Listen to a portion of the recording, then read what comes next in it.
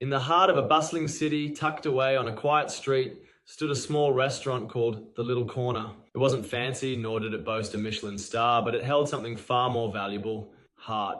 The restaurant was run by Maria, a warm, middle-aged woman with a passion for cooking and a knack for making everyone feel at home. Her recipes were inspired by her grandmother's kitchen in a tiny Mediterranean village. The aroma of freshly baked bread and herbs drifted out of the doors, drawing people in like a magnet.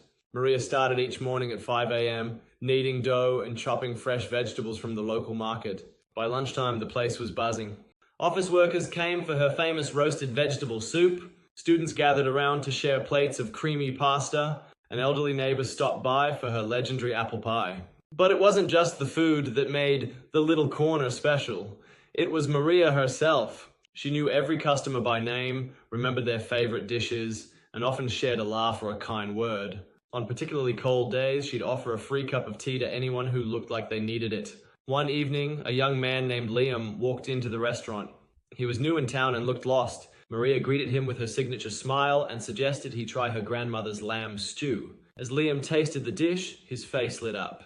"This reminds me of home," he said softly. From that day on, Liam became a regular. Slowly, he shared his story with Maria, how he had moved to the city to pursue his dreams but felt lonely in the crowd. Maria listened, encouraging him and introducing him to other regulars. Over time, Liam found friends and a sense of belonging at the Little Corner.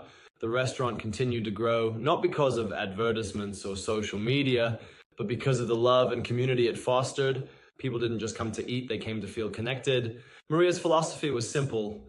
A meal is more than food, it's a bridge between people. Years later, the Little Corner remained the heart of the neighborhood, a place where stories were shared, laughter echoed, and strangers became friends all over a plate of food. As time went on, Maria's small restaurant became a haven for all kinds of people. Artists brought their sketchbooks, finding inspiration in the warm ambiance. Writers sat by the window with a cup of coffee, letting the chatter around them spark new ideas. Even tourists who stumbled upon the Little Corner by chance often left with a story to tell about the cozy restaurant that felt like home. One day, a journalist from a local magazine visited the restaurant. Intrigued by the buzz surrounding the place, he decided to write an article about it. When the piece was published, it highlighted Maria's kindness, her passion for food, and the sense of community she had built.